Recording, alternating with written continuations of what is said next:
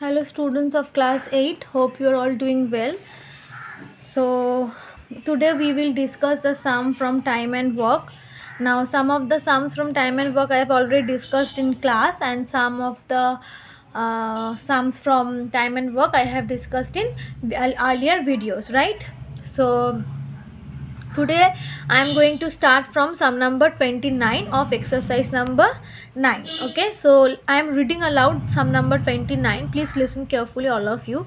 A and B together can do a work in 25 days.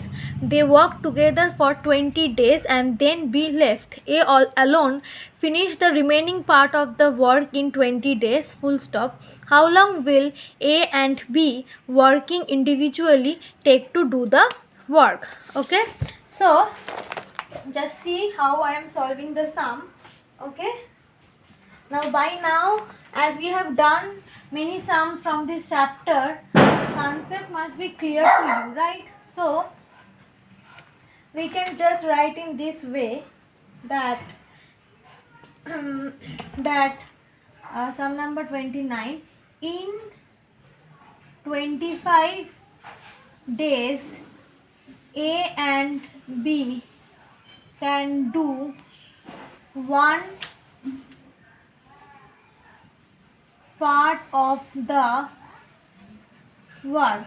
Okay, therefore in one day A and B can do how much of work?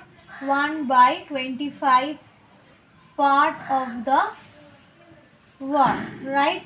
Therefore obviously in 20 days A and B, just unitary method, okay, can do, we should multiply this with 20, so 1/25 into 20 part of the work. Okay, so if I cancel it with 5, we will get 4/5 part of the work. Okay, so in 20 days A and B can do 4/5 part of the work. Therefore how much part of the work is remaining? So remaining work equals to, we can write 1 minus 4/5, which is 5/4/5, that is 1/5 part, right? Part of the work. Okay, so in 25 days A and B can do one part of the work. In one day, therefore A and B can do 1/25 part of the work. Therefore in 20 days A and B can do how much? 1/25 into 20, just unitary method, normal. Okay, so 4/5 part of the work A and B together can do in 20 days. So what is the remaining part of the work left? Now one, we consider 1 as the total work, right? One part as the total work. So 1 minus this much is done. So we will deduct this and we will get how much remaining work is left. So we have deducted and we have got 1/5 part of the work is left, right? Now this, as B has left, so we need to know how in how many days A can do the work, right? Up to this I think it is clear. So I am rubbing this portion now.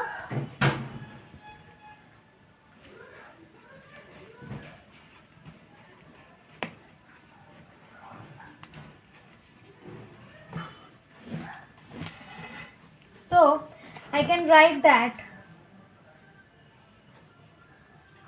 So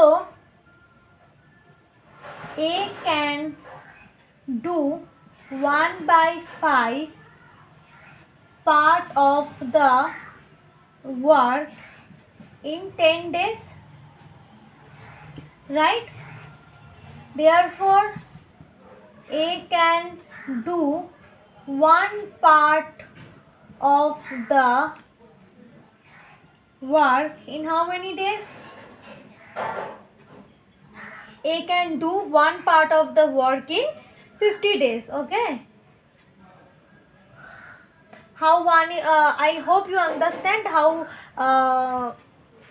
50 is coming, 10 by 1 by 5. This 5 will go up and we will ultimately get 50 days. Okay. Now we can write like this: in 50 days A can complete one part of the work. So therefore in one day A can complete how much of the work? A can complete 1 by 50 part of the work, right? So what is B's 1 day work? What is B's 1 day work? Now B's 1 day work we will get by subtracting A and B's together's 1 day work and A's 1 day work, right? That is A and B's. If I subtract A's 1 day work from A and B's together 1 day's work, obviously I will get B's 1 day work. If you remember what was A and B's together 1 day work, I have already calculated. That was, see in your copy, that was 1 by 25. If you are copying this sum in your book copy, so you see that A and B's together's 1 day work is 1 by 25, and what is A's 1 day work? It is 1 by 50. Okay, this is 1 by 50. Now this much is clear. Okay, so I am writing this sentence 1 second in the top because I don't have much space. So we can do like this: therefore B's 1 day work is equals to how much? 1 by 25 minus 1 by 50. Okay, so if I calculate this, what will be the LCM? The LCM will be 50. This will be 2 minus 1, that is 1 by 50 part of the work. Okay, so we can write 1 by 50 part of the work we can do in 1 day. Therefore 1 part of the work we can do in 1 by 50 days. This 50 will go up, so 50 days, right? So both in case of A we have got that A can do the complete work in 50 days and B also can complete the work in 50 days. So we will write the answer that A can complete the work in 50 days and B also complete the work in 50 days. In 50 days. Okay. So this was the concept for sum number 29. I hope this is clear. This much for this sum. Okay. Thank you.